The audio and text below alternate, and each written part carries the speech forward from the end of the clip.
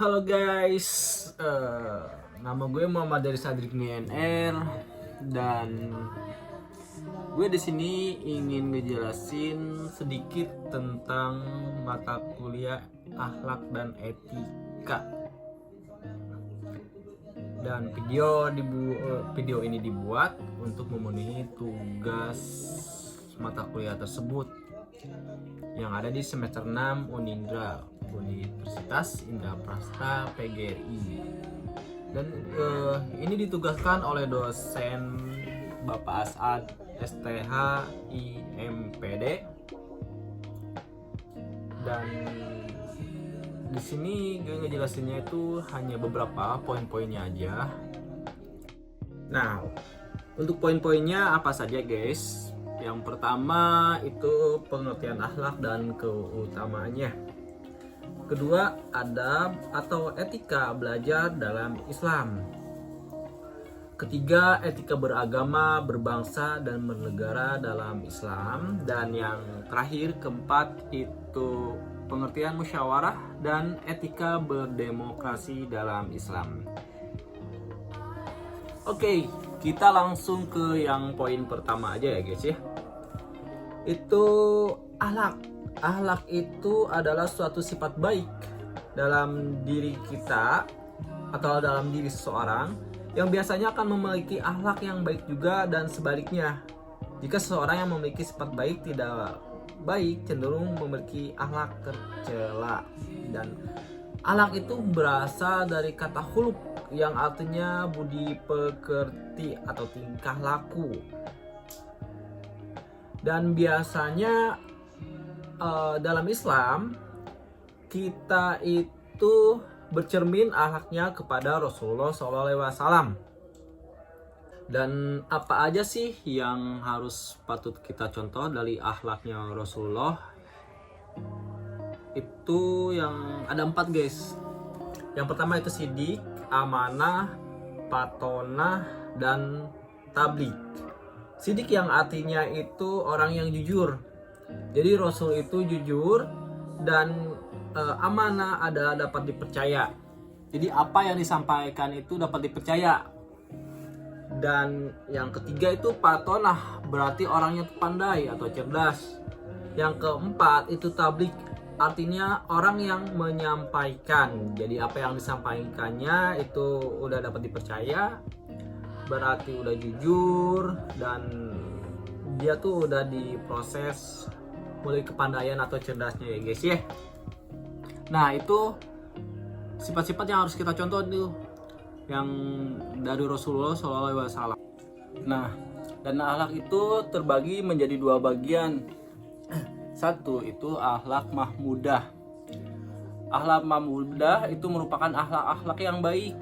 Contohnya kayak ikhlas, sabar, syukur, khauf atau takut kemurkaan Allah, roja mengharapkan keridhaan Allah, jujur, adil, amanah, tawadu, merendahkan diri sesama muslim, bersyukur, dan akhlak terpuji lainnya. Dan akhlak yang kedua itu akhlak mahmumah. Itu merupakan akhlak sebaliknya atau akhlak yang tercela. Contohnya itu kayak tergesa-gesa, ria, melakukan sesuatu dengan tujuan ingin menunjukkan kepada orang lain, dengki, atau hasad, takabur, membesarkan diri, ujub, kagum dengan diri sendiri, bakhil, buruk sangka, tamak, pemarah, dan akhlak tercela lainnya. Nah untuk kita sebagai manusia kadang kan mempunyai nafsu juga gitu. Nah bagaimana kita tuh menghindari akhlak tercela madmumah ini? Cara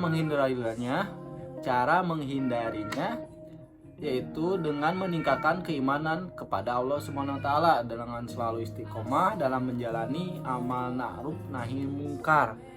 Orang yang kuat imannya tidak akan mudah untuk melakukan perilaku tercela, karena perilaku tercela merupakan perilaku yang dilarang dalam agama Islam.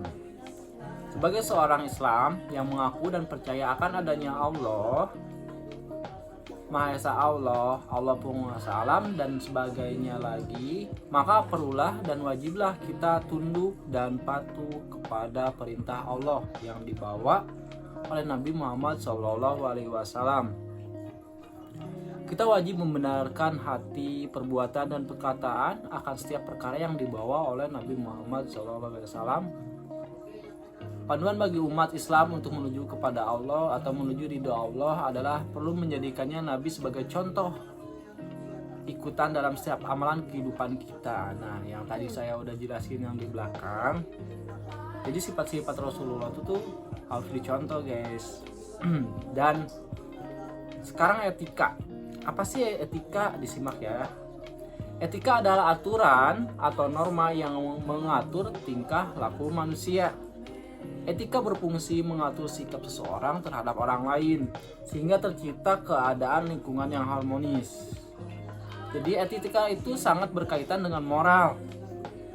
Etika mengarah pada penggunaan akal dengan objektivitas untuk menentukan benar atau salah. Serta perilaku seseorang terhadap orang lain.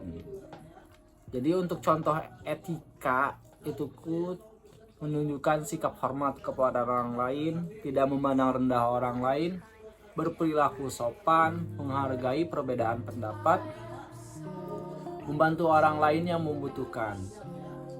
Nah, dari kedua itu dapat disimpulkan perbedaannya. Akhlak itu bersumber pada agama, sedangkan etika bersumber pada norma yang berlaku di masyarakat. Nah, sekarang kita masuk ke materi yang kedua. Adab atau etika belajar dalam Islam. Apa sih adab itu? Menurut para ahli, pendapat yang pertama nih, Al-Jurjani, adab yaitu proses untuk memperoleh ilmu pengetahuan yang dipelajari dengan tujuan untuk mencegah pelajar dari berbuat atau bentuk-bentuk kesalahan yang diperbuat nantinya. Pendapat yang kedua itu dari Ibrahim Anis, memberikan pendapat bahwa adab adalah suatu ilmu yang mana objeknya membahas nilai-nilai yang berkaitan dengan perbuatan manusia.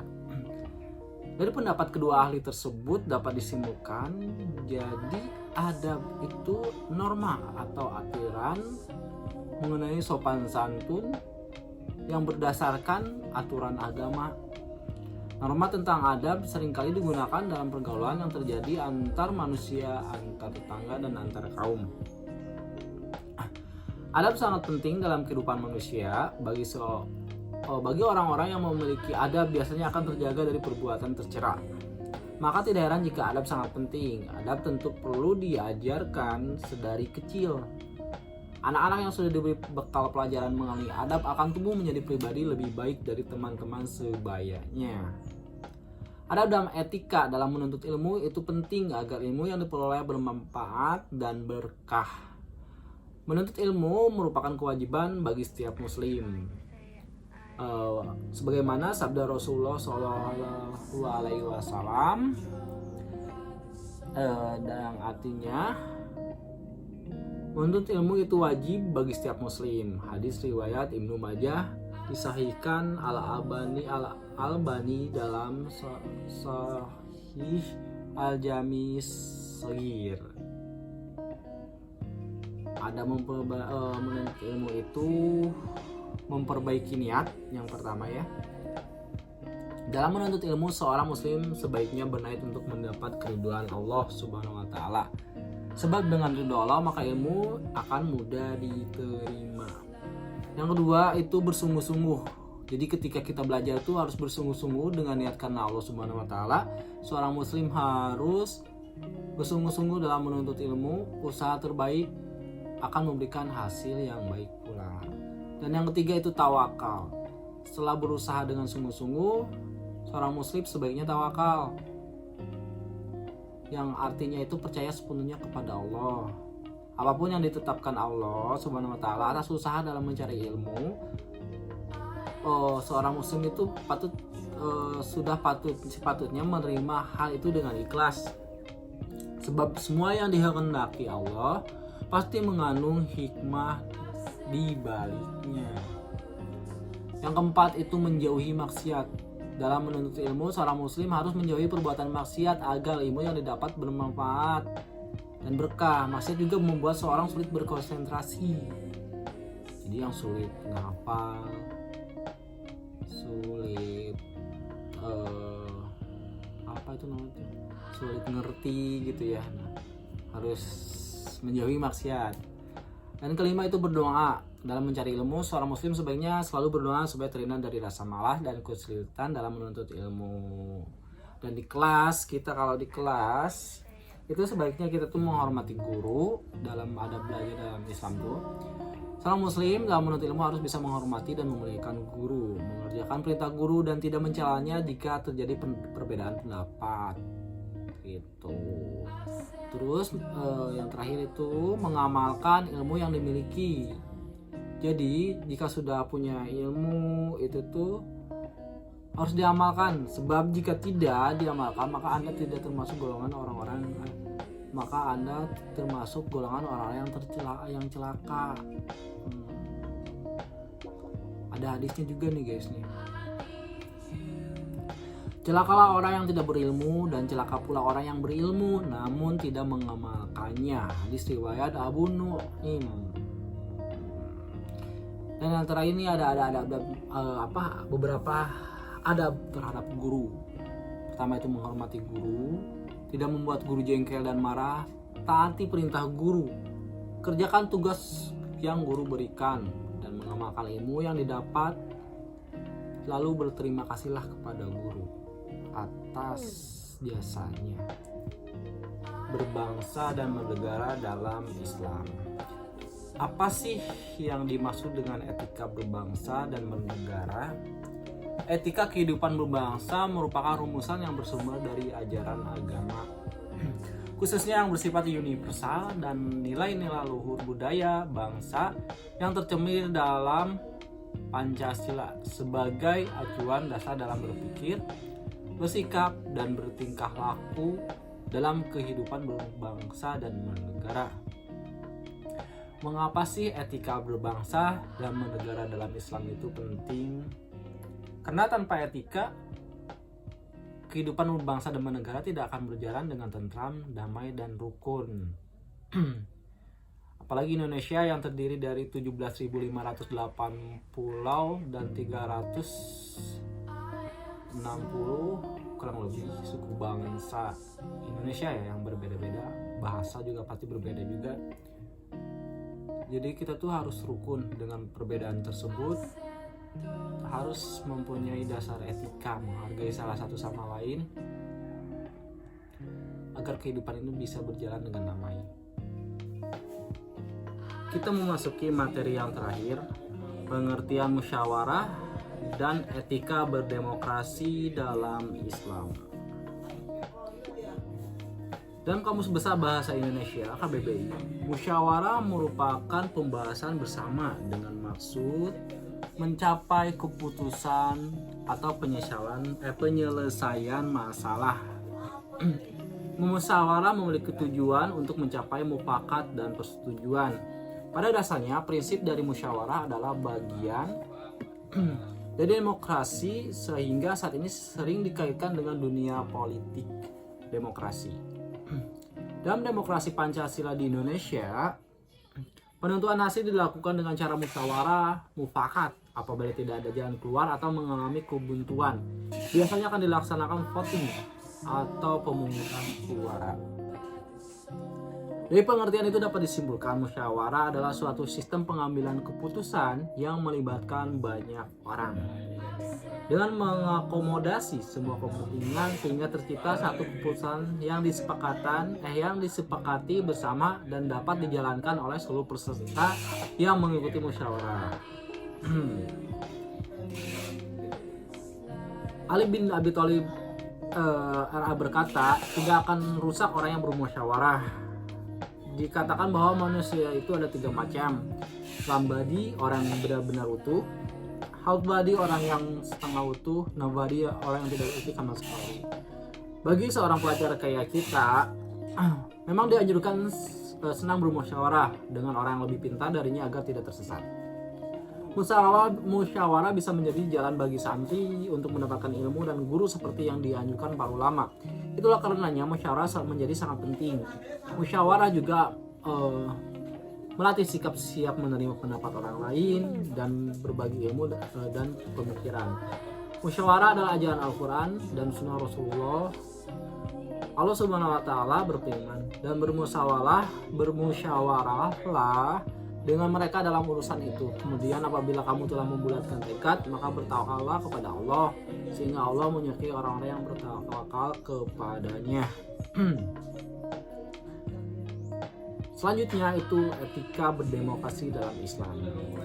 Islam memandang penting etika dalam berpolitik.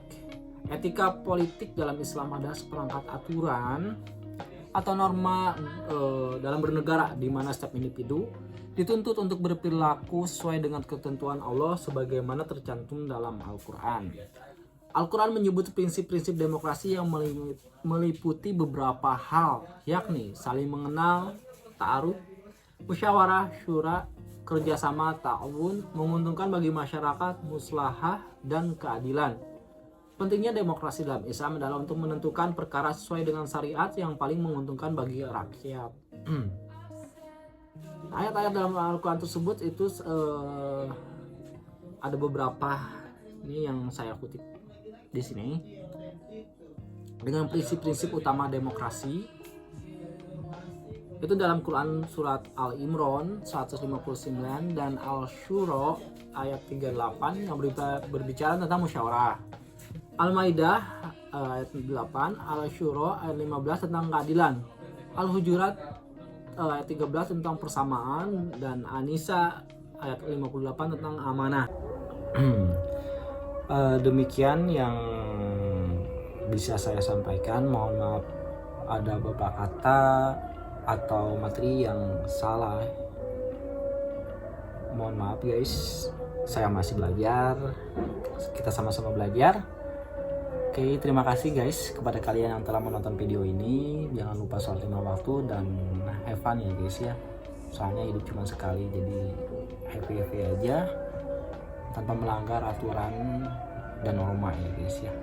Apalagi aturan agama. Oke, bye bye guys.